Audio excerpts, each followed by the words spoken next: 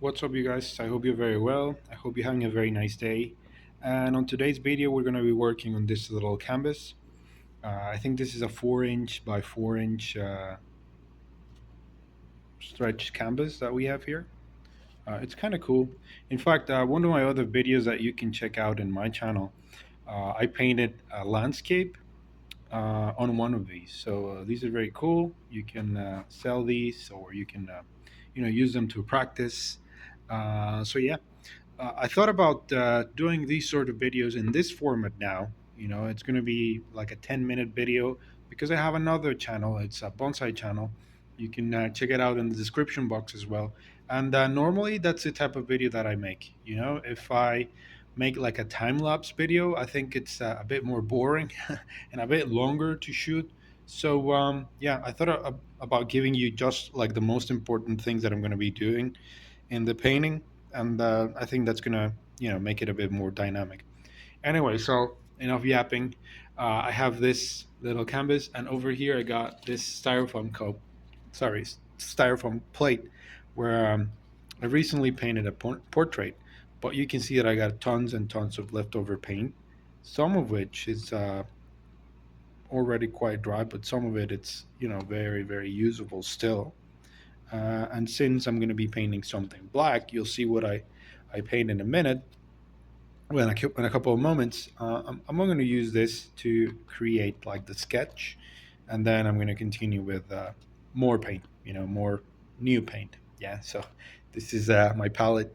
You can see that, well, if you use a Godet, that's fine. A palette, that's perfect. But you can also use one of these little styrofoam cups if you're a complete beginner. Uh, and over here we got the reference pick. This is the little friend that I'm going to be painting today. You can see there's a black cat. That's why I was telling you that I'm going to be using the black paint. So yeah, let's begin. Okay, so here we go.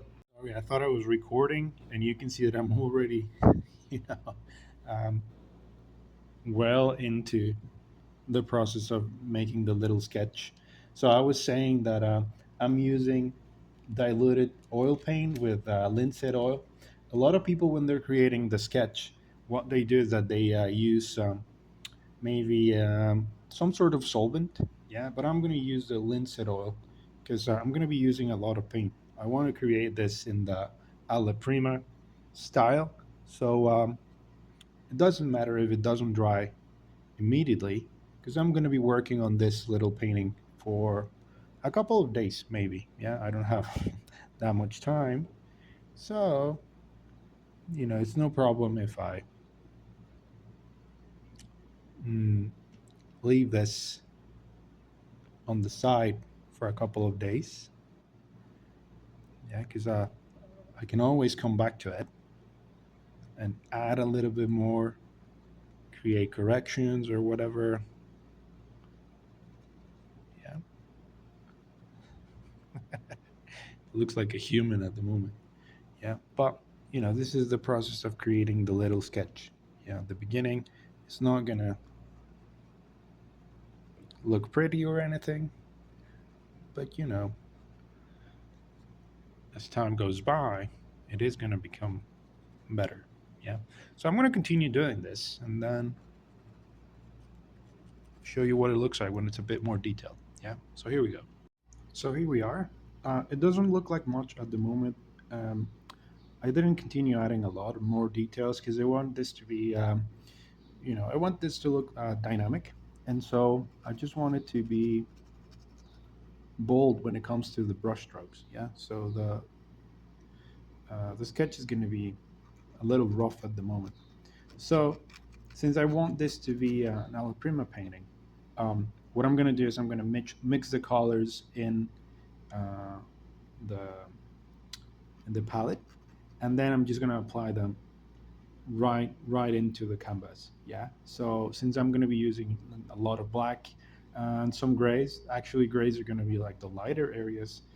The next thing that I'm going to do is I'm going to apply the pure or the darkest blacks in position, and then I'm going to continue with the mid-tones, and then I'm going to blend everything. Yeah, so this is the sketch. I'm going to continue applying the darkest zones, and then we'll continue on from there. So here we go. So this is where we are at the moment. We can see that the darker areas of the painting or the darker areas of the photograph are already in place. But there is a slight problem here. Um, when you don't apply anything to the canvas, it's raw, sort of speak, and then you start applying the paint like I'm doing at the moment. You run the risk of the canvas absorbing too much of the oil, so that it's a bit see-through when it comes to the paint. Yeah. So, for example, this black that I'm using, it's ivory black, which is a very transparent color. So what happens is that even though I'm painting with 100%, let me show you an example here. Even though I'm painting with 100% painting, you can see that it's a bit see-through there. So I'm going to have to apply even more in order for it to be a solid black, the solid black that I want. Yeah. But anyway, other than that, we're on our way, right? The little sketches in position, the darkest of the dark, already there as well, and I really like it. What I'm going to do now is mix this ivory black with a little bit of white in order to create the midtones. Yeah, it's going to be very very dark. Um, but you will be able to see the difference, especially in the end when everything is laid out. Yeah. So what I'm going to do now, like I said, it's I'm going to mix a little bit of the black, well, a lot of the black with a little bit of white, titanium white, and that's going to be our midtones. Yeah. And then we're going to come in and apply like the details and everything. So I think it's going to look cool. Yeah. So here we go. So here we are. I thought I'd show you a little bit of what I'm saying and the application of the grace. At the moment, this looks super super light, but as we continue to apply these, there are going to be more tones other than these, but these are like the mid tones, and this is going to make much more sense. Yeah. So, for example, you can already see, especially here at the forehead, how it started to look like a cat. A cat when the light hits its coat, you can see the many different tones of gray and black. Even though it's an all black cat, you can see the different tones in the coat. So that's exactly what I'm going for over here. Yeah. So I'm going to continue doing this, and I'm going to show you what it looks like when it's placed. It's not blending together, but it's just into position. Yeah. So here we go. Here we are now. I had to take a little pause because I had some stuff to do. And if you hear a little noise in the background, someone's cooking. So don't worry about that. Yeah. But this is where we are. You can see that the black areas of the painting are really dark, while the others are very dark by themselves. You can see that, well, you can see the difference. Yeah. So like I was saying, this looks like the coat of a cat in its natural state when the light hits it. So I'm really happy about the result. What I'm going to do now, I'm going to add a little bit of color to some areas here and there, specifically the ears and the nose and the eyes. The eyes, of course, is the more striking feature. So I'm going to be extra careful there, but that's pretty much going to be it. The benefit, or one of the good things about Alla Prima painting, is that you can get uh, studies like this very very fast. So it's a great way to practice. So yeah, I'm going to do that. I'm going to show you a couple of strokes here and there, and then we're going to continue. So here we go. So I know I said the last shot was going to be